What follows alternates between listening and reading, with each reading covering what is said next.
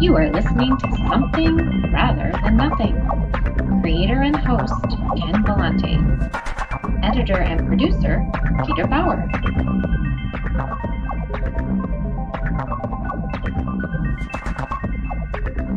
This is Ken Vellante with Something Rather Than Nothing, and this week we have Rachel Balkovec, who is, this is just a really exciting interview for me. She is the first hitting coach, female hitting coach, Major League Baseball history. We're all anxiously waiting baseball to start, and I think it's, for me, it's personally a nice feeling to be able to talk to you, Rachel, and really wanted to welcome you to the Something Rather Than Nothing podcast. Well, appreciate being on a unique podcast and some podcast that doesn't have to do with sports necessarily. And I'm definitely a broad, big picture person, so I like to be, having a hand in different realms. So I appreciate you having me on. Thinking about me for this. Yeah, and we'll get into it in a moment, but I'll ask you a little bit about your podcast and about some of your thoughts and your training and how what I can see with what you're doing is kind of like trying to put everything together, kind of in the pursuit of excellence, and I think it's a really exciting conversation. But first, Rachel, I always ask guests what they were like as a young child, and whether that you feel like you're now like you used to be. I mean, we were always into sports, or what were you like?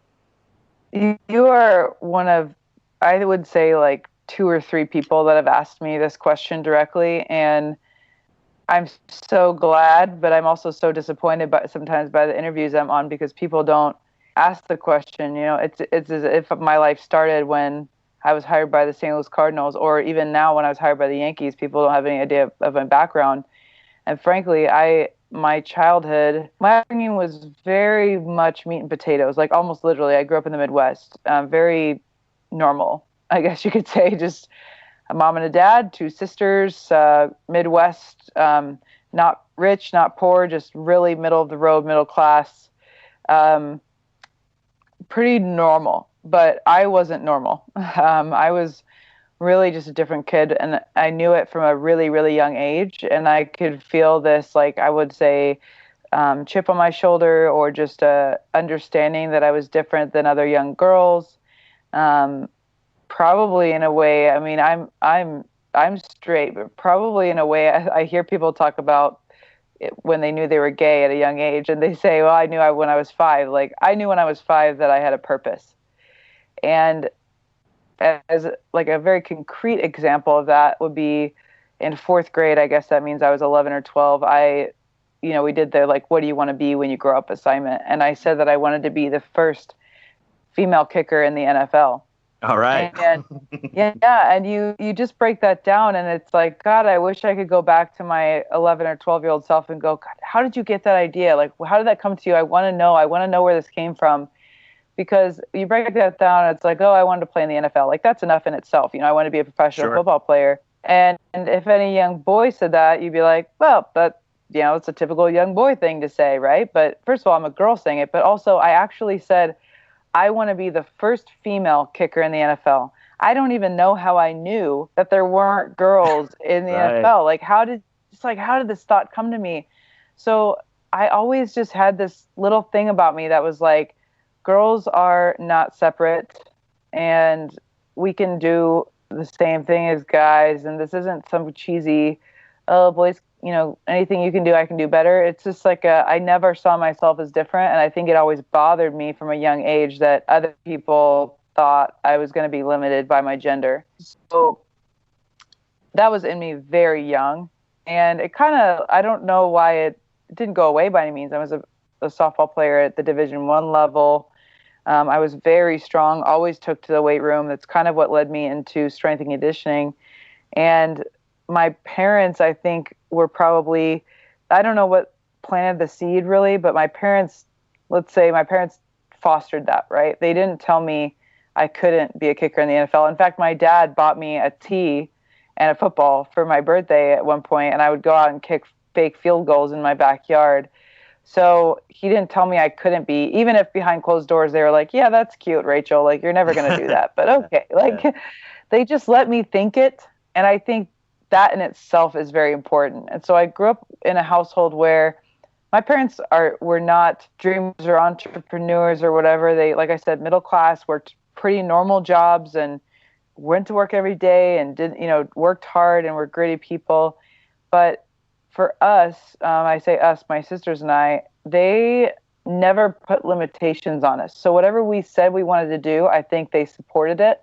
And that is just so vital, because I hear other women say, well, when I was young, my dad told me girls don't play sports. Or my mom told me, hey, don't get too big. You weigh too much. You're in that athletic body, right? Whereas like I come home and from my first semester of college, and I had put on 12 pounds of muscle. I mean, I had the genetics to put on muscle very easily. And my dad was like, geez, Rach, like, what are they feeding you down there? Like, you look great. You look athletic, like just very celebratory of being powerful, being open-minded, and going after what you want. So that in a nutshell is my upbringing as it relates to who I am today. And it's everything. Honestly, it's who I am. And that's why I'm able to be sitting here on this podcast as a hitting coach for the New York Yankees. It's not like, oh, I became a hitting coach and then all of a sudden I'm empowered and I have this vision and I'm a powerful person. Like, no, it started way, way before that, because I had to go through some shit to get here, and I would have never made it through that if I hadn't already had a foundation of my upbringing and early mentors that really, kept me open-minded and thinking powerfully. Yeah, it is. I love that story, and I think it's so important what you pointed out. And I've talked to other guests about this, where, the parents or whoever's kind of like the primary person you look to. It could be teachers, it could be parents, and when they don't say no, number one, right, to what you want to do, but when they also encourage you, make you feel like honored as you are, now you have permission to do more things. And I think it's such a powerful thing. There's that quote of, my teacher said I was smart, so therefore I was smart, know? Really just creating the basis for you to be who you want to be. Well, it was up to you to keep going with that, and you've done it. But that's a great foundation. So I just briefly mentioned at the beginning about your podcast, and I've listened to some episodes, and I love it. The main dynamic I love about your podcast is like you are seeking, and I see myself as seeking, like kind of like answers of like whether it's higher performance or flow that you discuss in that podcast. Can you tell us a little bit about creating the podcast and your guests and what you're exploring? So, yeah, my podcast is called the Theta Wave Podcast. And basically, for the listeners, the Theta Wave is the brainwave associated with the flow state. And so, usually that's like lucid dreams, or sometimes it's said that you can achieve it while you're awake. And that just means, after talking to some neuroscientists and people that are deep into this research, they basically just said like, yeah, it's when you're having fun. And so, but realistically, it's like attached to big wave surfers and people who are doing these extreme sports who you cannot be thinking about every single moment. You're just like in the flow of the moment, whereas like one second flows into the next, and at the end of the event you go, how the hell did I just do that? Like, it's not like you're cognitively thinking as you're surfing a big wave, okay, now I got to put my foot here, and now I got to lean back a little bit, and I got to speed up, I got to lean forward. Like, you're not thinking those things, you're just almost unconsciously doing it. And so I try to interview people that are essentially like I view to be visionaries, or people who are just thoughtful humans that are thinking differently than other people, that are really bringing new information or different information to the world. And that it could be anyone. I've interviewed Olympic athletes. I've interviewed business people, just people who are thinking differently. And I try to, I mean, as I've said already, as I've alluded to, I think that people's backgrounds are very important. And if you really tease out the details of their upbringing and understand where they came from, you're going to understand why they are how they are today. And so I try to kind of dig into their backgrounds and go, okay, you're this phenomenal person. How did you get this way?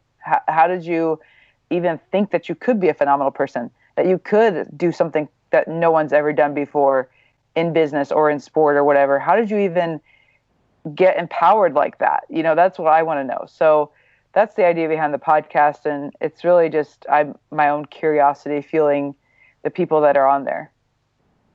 I listened to one, and it certainly reminded me of there was a gentleman on one of your episodes. He had played for the New England Patriots, I believe, and he was from Fall River. I grew up in Pawtucket, Rhode Island, on the East Coast. Oh, okay. Yeah, there's a lot of what he had to talk about and kind of his experiences growing up and stuff. I was like, I could really vibe with that as an East Coast kid, but also I think he had a similar statement. I forget if it was a coach or his teacher or something said, you're going to play for the New England Patriots, and played for the New England Patriots, right? And he said that might have also been true, but he actually, when he was a child, said, I want to play for the New England Patriots. And if you know Mark Megna or you follow him at all, like, he is a powerful force in the world. And his mother set him up that way. So interesting guy. Yeah, thanks for that. That's right. He did say it. And then I think it was like a little bit of the dynamic was that then he was affirmed by others around him, or important people that were around him. Well, I look forward certainly to listening more of your podcast, and that's been a joy to listen to. But back to part of your story is I'm fascinated to talk to you for a variety of reasons. But I love baseball, as I've conveyed to you. Huge Boston Red Sox fan. I lived in Milwaukee, Wisconsin, for about 10 to 12 years. So I adopted the Brewers as my National League team. I have one team in each league. Baseball geek, a lot of books about baseball, stories. I grew up in Pawtucket, Rhode Island, which was the AAA affiliate for the Boston Red Sox. And my dad and my brother went to the longest game in baseball history. Whoa. In 1981, that was 33 innings. So we didn't stay all 33 innings, but that was my next question. We were at the longest baseball game ever. But so I'm excited to talk to you a bit about baseball as well. Hitting, right? You're a hitting coach. Is there an art of hitting? Yeah, everything's art, isn't it? Yeah. Yeah, it's an art. And I think the mental game is something that everyone talks about a bit, and so it's obviously prevalent in hitting as well. I would say that the real art is the development of the human, that's doing the action of hitting. And so to see them evolve and go through their learning process, I think learning is actually one of the most amazing art forms that there is, because you're building, and this is just to the namesake of your podcast, you're building these building blocks in your brain. And it's just fascinating to see people work through these times where they're trying to learn something new, and they're trying to put a lot of things together at once and building on little successes and moving forward. And I mean, it's phenomenal to see these players grow, as hitters, but also as human beings. So that's the most fascinating thing about it. And I think the just general concept of winning is actually the art form that we're seeing take place within the batting cages. Yeah,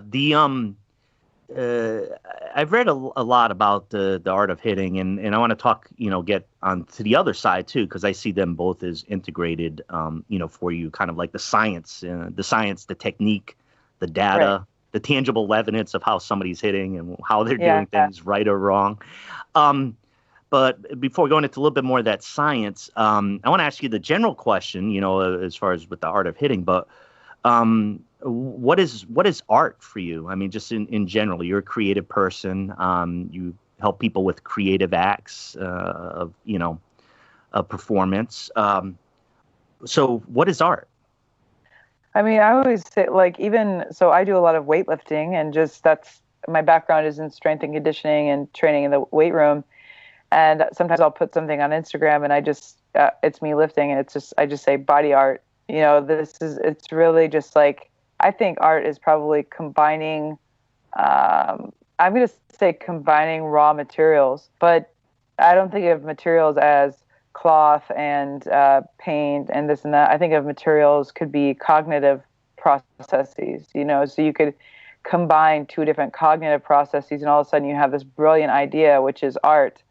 It's really just combining things or getting something to work together harmoniously and be something beautiful when by itself it'd be nothing, or it'd be something that's not viewed as beautiful. And you see it all the time in a very literal sense with like art projects that are scrap metal put together, and it's this really beautiful ornate sculpture or statue. But the same thing goes for, again, something like weightlifting, or you see like aerial yoga, or you're seeing these people put really probably basic movements of the human body into this extremely intricate or complicated sequence to create something that couldn't have been possible without every little thing, the timing of every little thing going perfectly. And so I mean, I think art is everything and everything is art. That's a very hippie thing to say, and not many people really get to hear this side of me because they don't ask me these questions. But I'm very much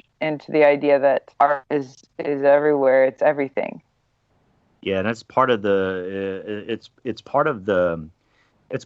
my appreciation of like the answers that I get for the question, because I think it's one that engages a lot of folk, and I think sometimes it's kind of cool not to chalk everything up to experts, right? Like we read the textbook on what qualifies as an art piece because things are in proportion here and there and elsewhere, that we have our working definitions and we're all appreciators on some level. And so that's the art side of things. And of course, you're from, the way that I see, your role, or just listening to you talk and seeing, how you help train athletes. There's the science side of everything you're doing. And there's an increased, as we know, amount of, video analysis and, strength and conditioning, which is your background, moving that into hitting, all these pieces that are analyzed and pieces of data. So what is the science of hitting for you, and how does that integrate to hitting's role as an art? So I would say that there's like a few key components of that, and it's measuring the body and then also measuring the ball. And so basically what that means is, like, I'm just going to give two examples. So measuring the body would be like measuring how fast the hips are moving. And so you can put sensors on the body and see how fast the hips are rotating. And in theory, that should correlate to how far the ball is being hit. And then the ball, so nowadays, basically, there's technology that can measure how hard the ball is being hit. And so now we know that if a player hits a ball 120 miles an hour, that's usually major league power, or at least potential to be in the big league. That's what you would need, because if you hit the ball 120 miles an hour and you hit it in the air, it's probably going to go out of a lot of major league parks. So that's kind of how that works. Okay. Yeah. So that's like an example of how you would measure ball flight to understand the hitter, to evaluate a hitter.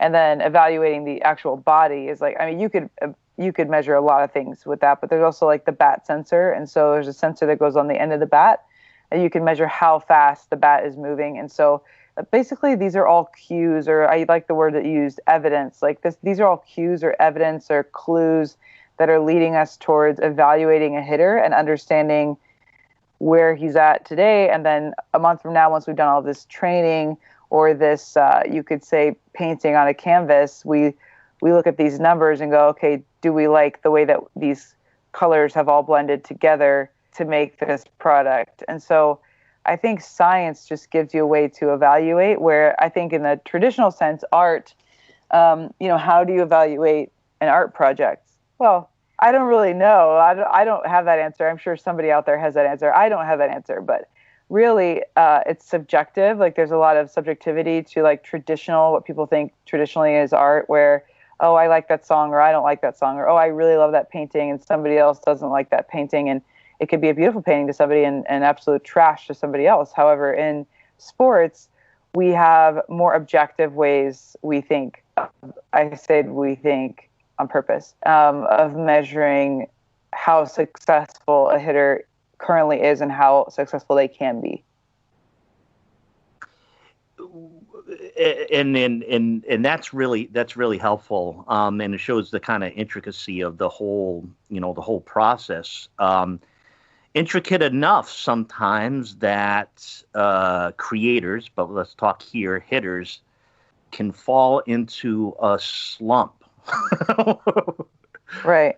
Well, what do you do about a slump? It's the most miserable, most taxing thing on the brain. And how do you know how to help with that?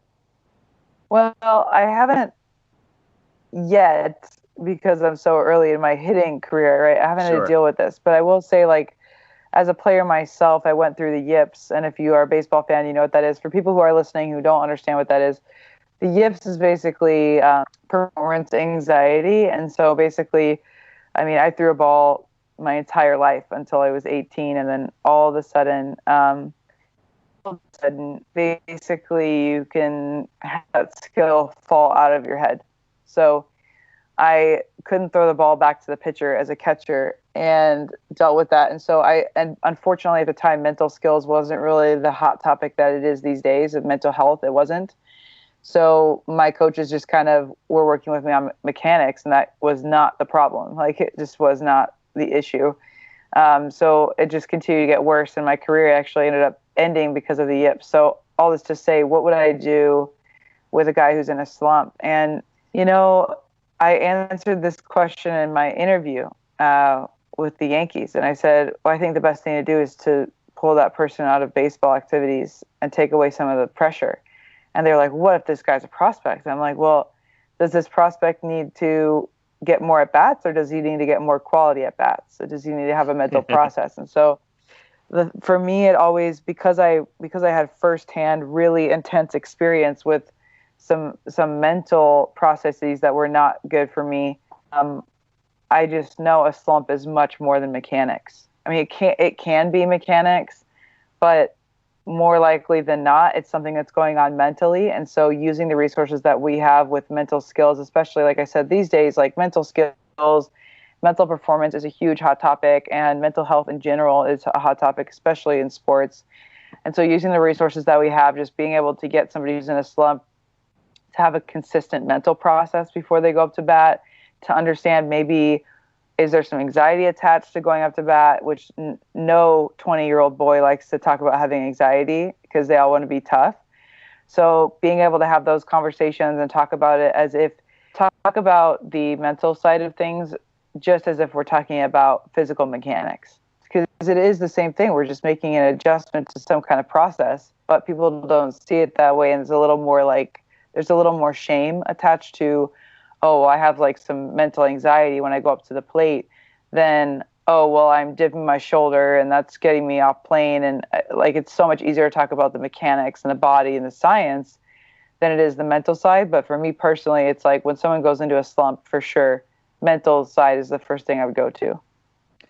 Yeah, I found what you had to say there to be, I don't know, it seems like there's a more holistic approach to like looking at, say, in this case, the hitter is like actually a human being, right? Actually, impacted by, by other factors.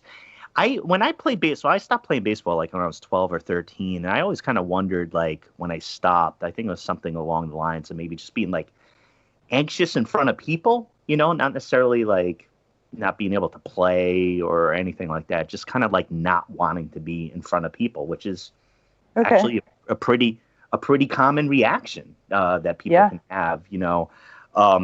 And I think that as the sports mature, like you think about it in a more sophisticated, intelligent way, like you're doing, and bringing in these other factors that, like, let's look at the factors that are contributing to this as a whole.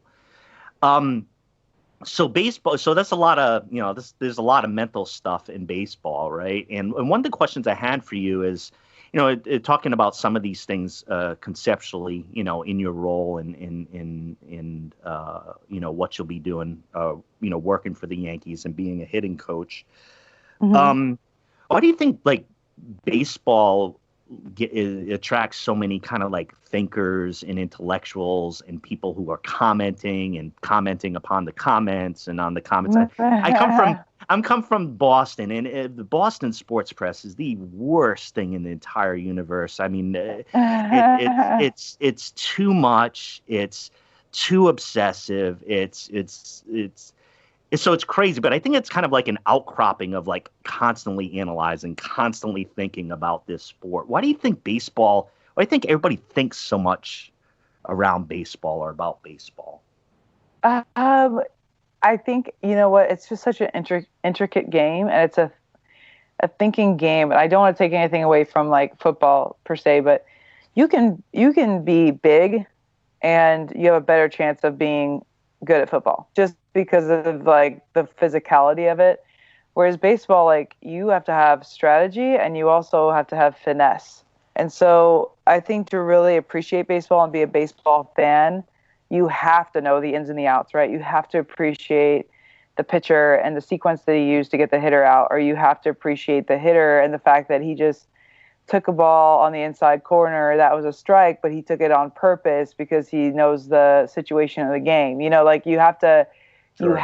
if you really want to truly enjoy baseball, you have to like know the intricacies. Otherwise, the game is going to be boring to you because you're going to I think we're going to get to this, but it's like there's really not a lot going on sometimes. But man, even when nothing happens, like a pitcher throws a pitch and a hitter takes it, it could be a fabulous pitch, in the right situation at the right time. And a lot could have happened to go into that one pitch. And if you don't know that, then it's easy to kind of glaze over and go, oh, nothing happened on that pitch, but plenty happened on that pitch. Yeah. And on that point too, I'm glad you mentioned that. I about baseball, and one of the questions I had broached with you is, there's this constant pressure, and it seems, over time for baseball to be more of a high scoring sport. You think about the success of the NBA, and there's like a lot of pressures, societal pressures to have, more runs, more home runs and things like that, which I see as for me, interpreting that as a very like American, system phenomena. And one of the things that I've observed read about books and kind of got interested in was, the popularity of baseball in Japan. And there's, I think, in my view, there's a different approach there about more of a Zen appreciation for like the nothingness that's going on. Like you said, the downtime. Whether it's between pitches, between innings, stepping out of the batter's box, things like that, just kind of the rituals, kind of like a lot of like what exactly is happening. And so how do you see that? I mean, is baseball a game of something, or is there actually like a lot of like nothing going on? Am I making wrong assumptions? Well, interesting about Japan, I think that it has to do with their culture quite a bit, and just like the reverence and respect for grittiness, and just like the Kaizen, attitude of like getting better at every moment, even when there's nothing going on, right? And I'm definitely a person where my mind doesn't shut off. I mean, actually, phenomenally. So I don't have the problem of not turning off to sleep. But there's never a dead moment in my head, and I don't watch TV. I haven't owned a TV myself in like, I don't know, 6 or 7 years. I usually fill things, but it could seem like, if you didn't know, if you were watching me throughout a day, it could seem like maybe I'm not doing a whole lot, but I might just be on my computer or whatever, but I'm constantly moving. And so I would definitely err on the side of like, baseball is a game of like, there's always something going on, even though it might seem like there's nothing. And so again, just going back to, you watch a pitcher throw a pitch and you're like, oh my God, like, wow, that slider, think about how much work he's put in to change that slider from like a gyro or bullet spin slider to a more traditional sweeping slider over the off season. Like, it's a completely different pitch, and wow, that's incredible. But if to the onlooker who may not understand the thought process or may not understand all those intricacies, very easy to say that nothing's going on. So I definitely think baseball is a game of something. Having said that, I also know that from a big picture perspective, I think it would be good for the game if we have to take something and understand something from the steroid era. People like home runs. So but even though the steroid era may have is marred and looked at as this negative time or a black mark on baseball's history, it told us something. People love the pizzazz. They love to watch a game like that. And so I do think it is positive that people say all the time, or you hear athletes and organizations say, wow, thank you so much to the fans. Thank you so much to the fans. Well, then we need to give the fans what they want. And I think that we should respect that and go as hitters and as hitting coaches, just to go, hey, like, chicks dig the long ball. Like, people like home runs, so like, and I like home runs, right? Don't you? Don't the hitters like home runs?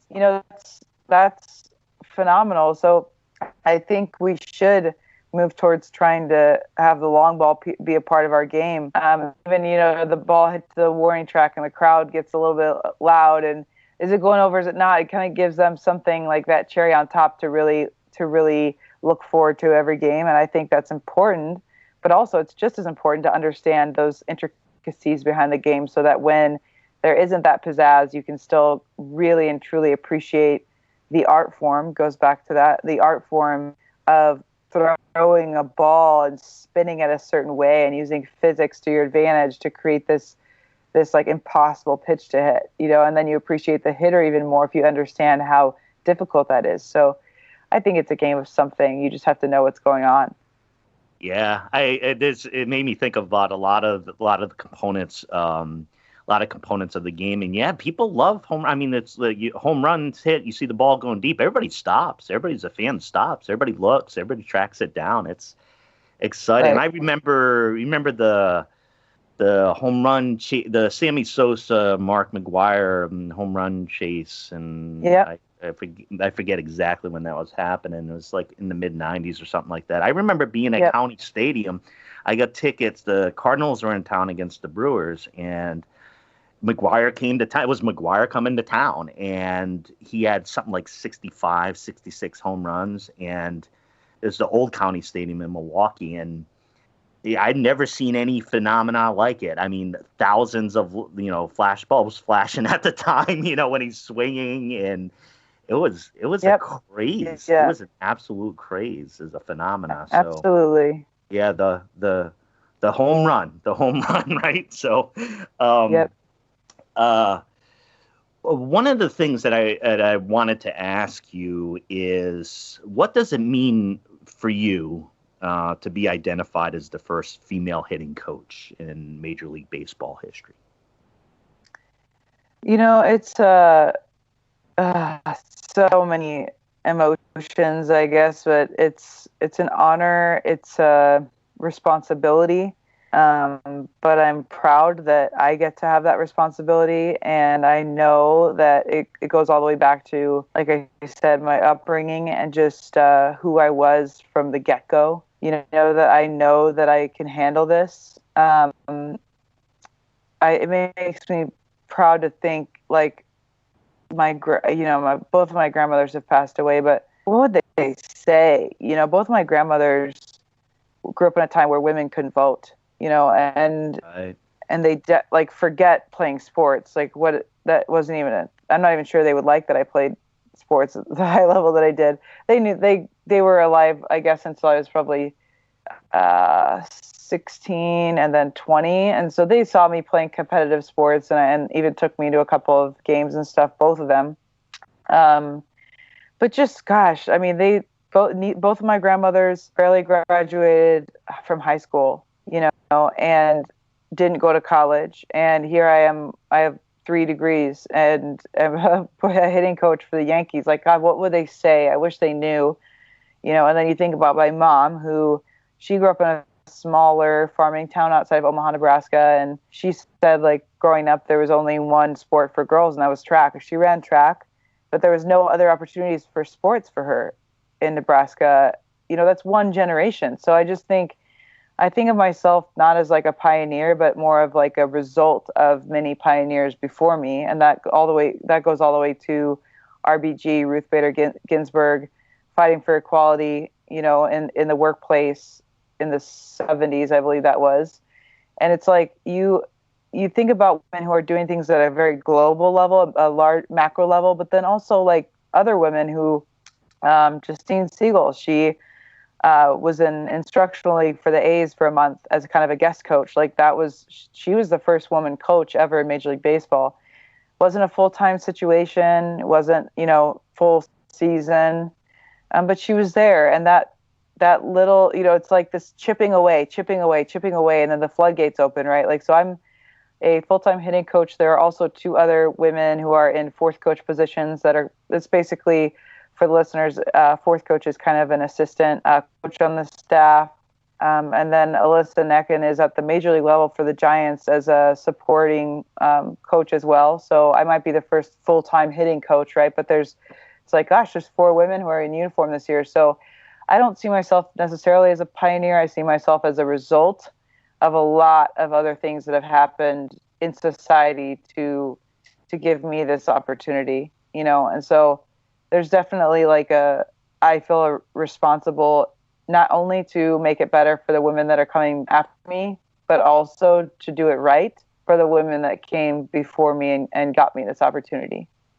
Yeah, and that's I appreciate how you connected back to to the history and a lot of things that lead to this and your connection to that. 3 more questions, but this one is kind of a follow up to that.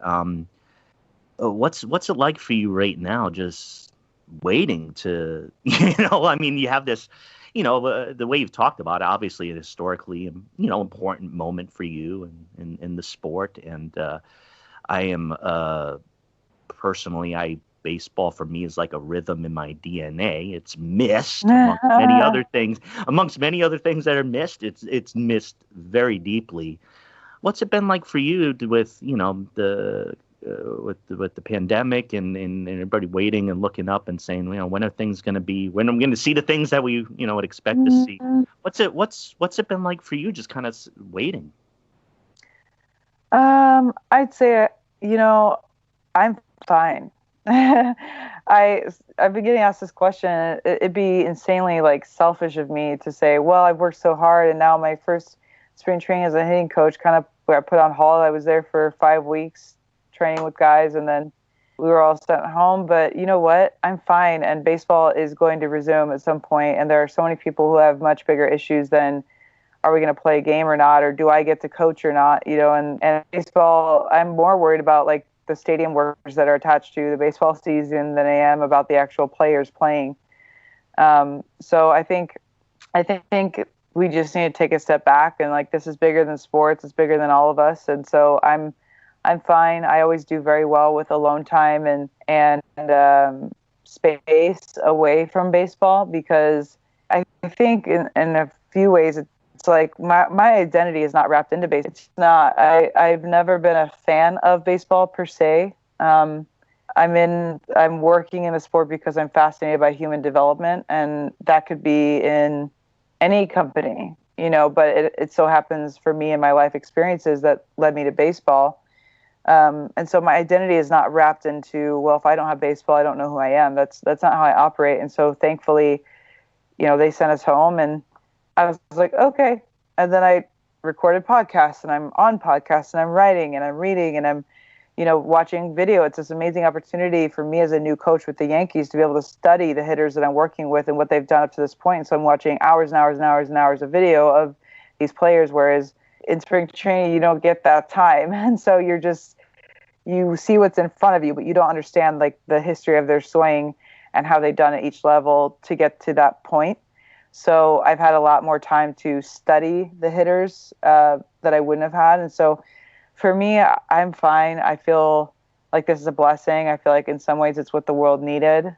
In some ways, it's a wake-up call and a lesson for all of us. And so I'm good, and I'm definitely excited to get back, but I'm also excited for the opportunity in front of us. Yeah, and I really appreciate your answer, and obviously the impacts that it has. I think everybody's kind of making different adjustments, reprioritizing things. It's obviously a significant impact on everybody, and I think from sounds what you've been able to do is kind of like, for me, it seems like, you develop your own mind, develop your own perspective, develop your own knowledge, and, just kind of prepare for when things, resume as we would expect them. So from that to the big question, Rachel, that I ask all guests, the name of the podcast, why is there something rather than nothing? We can't help ourselves, we can't help ourselves. I was fortunate enough to go a little over 2 years ago. I visited Laos, and I visited a village. It's not even on Google Maps, and in the middle of nowhere in Laos. And I found the village because there was a school for teaching English there. And I went, and I thought, I'm going to go, and I'm going to improve these people's lives. I'm going to teach them English, and they're going to be better. And, what an American way to think. I went there, and I was there for 3 weeks, stayed in a basically kind of a wooden structure, and had very little, no running water, a little bit of electricity. By God's grace, we had internet. I don't even know how that happened in that village. But I'm going to make this a little bit longer of a story. The village itself came from, it was absolutely fascinating because they had just gotten internet probably 5 years before I got there, in 2010, let's say, or 12. And so they're essentially like 15 to 20 years behind on the internet train, And so basically you're seeing this village, and the older people in the village, and by older I mean anyone like mid-20s to 30 and up, dressed traditionally, very basic clothing, women, no makeup, hair just down or in a low ponytail, very simple, very, very simple. And then you're seeing the teenagers in the village. They're wearing fake Adidas. They're wearing makeup. They're got their hair's all done. Their hair's dyed blonde. They're trying to make themselves westernized. And the owner of the school, he saw an opportunity to teach English in the village to get these people jobs in tourism and in hotels, because these Western tourists are coming over and wanting to come to Laos, and tourism in Laos is booming and coming up. And it's not like Thailand. It's pretty far behind Thailand. So Thailand's a very popular destination, but Laos is still pretty untouched in a lot of ways. And so there's an example of like a very macro level, like making something out of nothing, right? Like before the internet, before maybe 10 or 15 years, they just lived this very simplistic, communal, even tribal lifestyle where they didn't want anything. They didn't want to make anything. They just wanted to live. There was no striving for better. And then in itself, that is better, in my opinion, sometimes, right? Like if you're not striving and I have to get better and I have to have more and more money and I have to learn more and I have to do more and I have to be more. I have more followers on Instagram and more downloads on my podcast and more and more and more. I just have to climb that ladder. And you go to this village and you just realize like they have everything they need to just live. Everyone shared the animals. I've never seen in my life the way that animals and people interact as if they're friends. Right? The human and animal interaction was just phenomenal. It was untouched. And I think that in itself is something to actually strive for. So why do humans want to make something and not nothing? I don't know. I think it's this like proverbial like keeping up with the Joneses. And it's so pervasive, and it's something that I myself fight because I'm in professional sports and there's wealth and there's everyone wants to climb the ladder and be in the big leagues and be this and be that. And it's a fine line for me of climbing in my career, but also going, you know what, like I have everything that I could ever need to be happy. I don't need to make more, make something when there's nothing. I don't need to do that. So it's a constant reminder. And I think what's going on with Corona is just fascinating because we're all forced to just stop in our tracks. Like we're forced to stop climbing. Not all of us, but some of us are forced to stop climbing and go, wait, can I be happy if I'm not making something? Can I be happy with nothing? And sometimes that's literal. Can I be happy with living in a village where you walk into these people's homes and there's like no furniture and they all have like a couple pieces of clothing and that's it? Can I be happy with nothing? Or do I have to have something? I think that's a battle that I fight, and I'm glad that I fight it and I'm aware of it, but I don't think a lot of people even fight the battle. I think that a lot of people just think that they're happy trying to make something when just the act of not making something is actually beautiful within itself.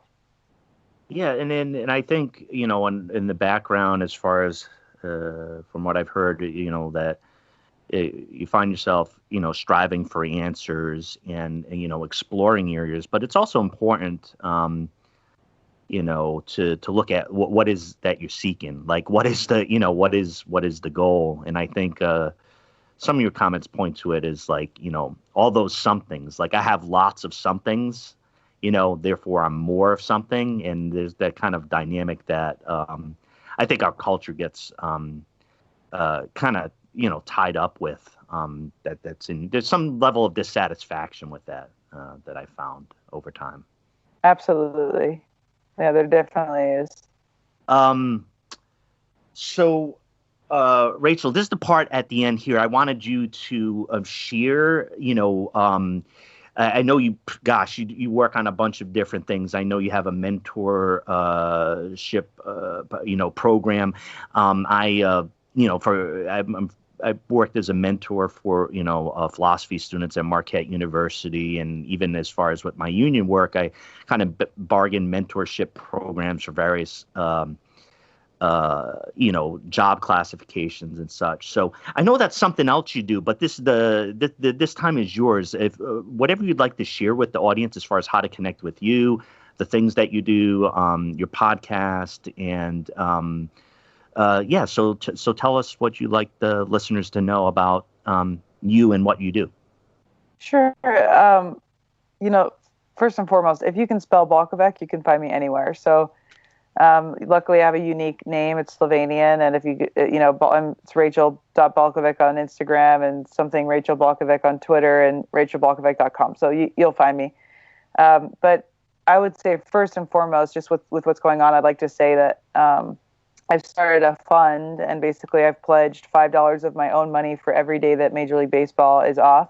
And I put it in a GoFundMe every week, and then I ask whoever out there is called to do the same. I have a GoFundMe link in both my Instagram and my Twitter bio, and just to throw in, you know. And so every week I've been donating to a different cause.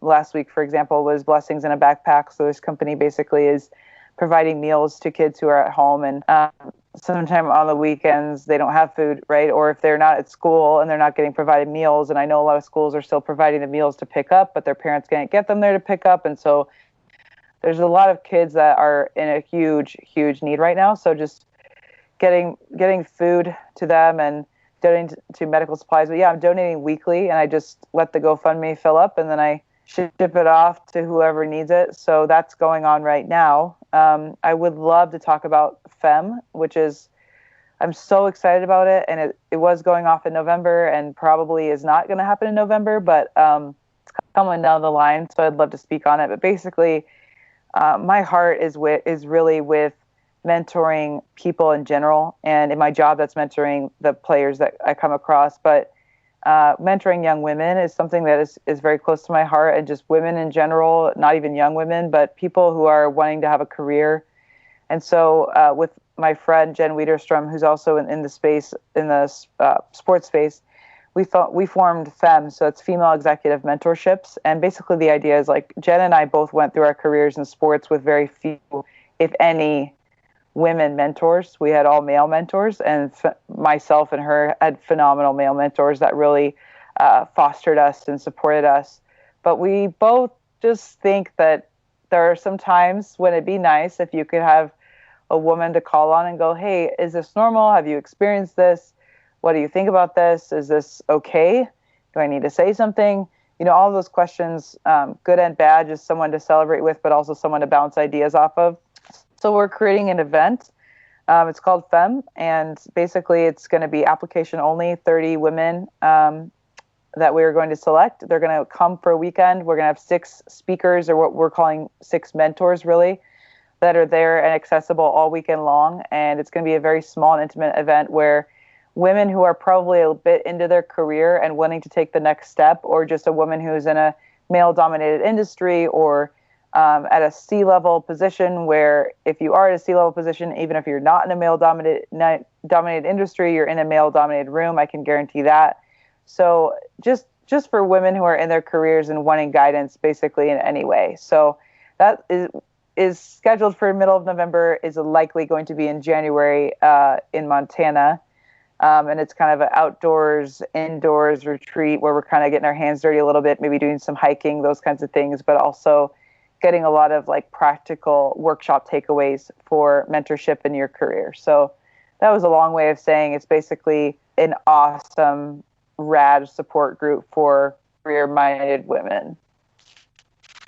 Yeah, and I noticed some of the material you had for that, and it sounded like such an exciting, great opportunity, that you're offering. But it's also, I'd imagine it's probably for you too, right? You'd be able to connect with these folks and offer, some of your learning experiences. Yeah. And so, Rachel, I got to tell you, for me, I was super excited when you said you would do the podcast. I've been, following your story and just learning more about your approach, the way that you think. I appreciate, chatting about baseball, but the thinking and about other social issues, and kind of how you're trying to impact all of these things. And I'll say a sentence that I never expected to say. I wish you great success in your Yankee career. I'm not sure if I'm supposed to say that as I wish you great success as a hitting coach. Thank you. Well, I appreciate that. It means a lot coming from someone like you. Rachel Balkovec, thank you so much for joining Something Rather Than Nothing. And I hope you have a great day. Thank you very much. Bye now.